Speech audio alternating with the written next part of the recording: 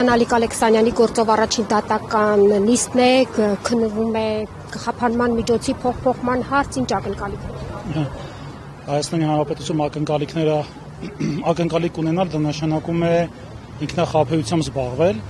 Մենք գիտենք, որ դատական համակարգը ցավոք սրտի այսօր այն վիճակում չէ, որ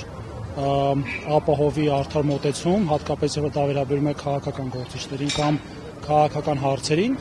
Մեր իմ լավ ընկեր Ալիկ Ալեքսանյանի նկատմամբ վարուցած քրեական վարույթը ինքնին ինձ համար աբսուրդի ժանրից է, ինչու, որովհետև առաջինը Ալիկը իր ապրածով, արած դրածով, իր մոտեցմամբ միշտ ցույց է տվել, որ հայրենատեր անձնավորություն է, արդար մարդ է ամենակարևորը եւ այն քրեական վարույթները, որ այսօր կան Ալիկ Ալեքսանյանի նկատմամբ, պարզապես խոսում են ԿՊ-ի վախերի եւ իրենց ռեպրեսիաների մասին։ Ալիկ Ալեքսանյանի մեղադրանքներից մեկը փողերի լվացումն է, հա, ինչ կասեք այդ դրվագով եւ դուք ձեր կողմ, այսինքն պնդում է, որ շինծու է գործը, մի քանի դրվագով կասեք ինչու։ Գիտեք, ես ինչ եմ նկատել, առհասարակ այս իշխանության կողմից, որպեսզի հանրությանը զբաղացնեն ու ավելի շատ ֆուրորով կերակրեն, շատ կարևոր է քրեական գործերի ճչուն հոդվածներով քրեական վարույթ հարուցելը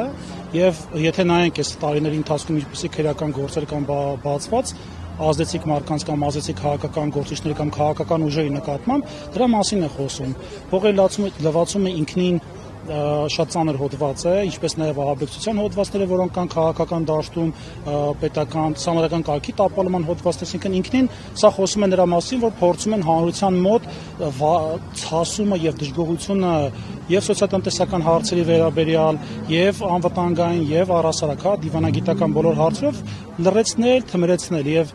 այս գործերը հենց դրա համար են։ Ալիկ Ալեքսանյանի ես անգամ ոնց ասեմ, այդ մարդը սովորական միջատի չի փողոցում ճխլի, եթե այսպես բարձ համեմատություն բերեմ, ինքը իմ ընկերն է, պայքարի ընկերն է եւ այսքան ժամանակ իր անգամ անմիջական շփման ժամանակ բարության եւ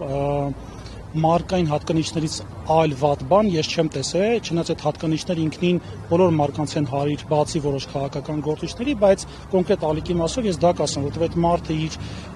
իմ հետ եղած եւ իր հետ եղած պայքարի ժամանակ ես դրանից մեն դա եմ տեսել եւ իմ ընկերը իր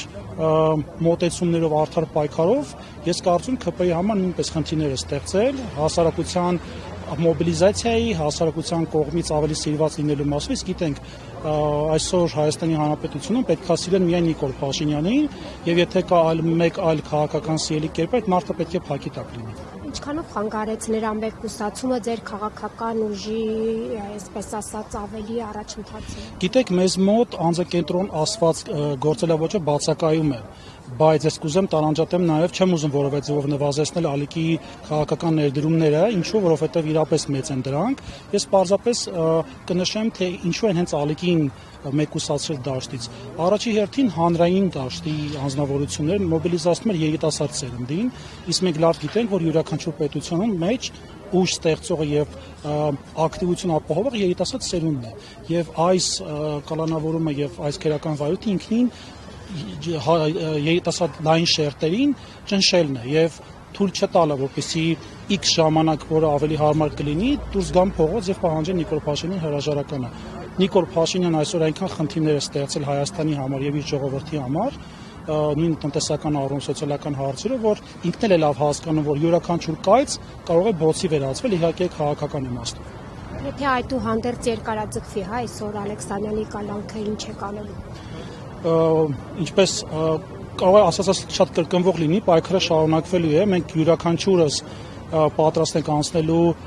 դժվարությունների, քրեական կեղծ գործերի եւ անգամ ուրեմն կալանավարում կյանք անցկացնելու առումով դա մեզ համար պատիվ է նաեւ Հայաստանի Հանրապետությանը ծառայելը, շարունակել ենք մեր գործունեությունը, փորձելու ենք իշխանության համար հնարավորինս անհարմար եւ խանգարող գործոն լինենք իրենց հանձնողական քաղաքականության շրջանակներում եւ նպաստելու ենք Նիկոլ Փաշինյանի շուտապույտ հեռացմանը։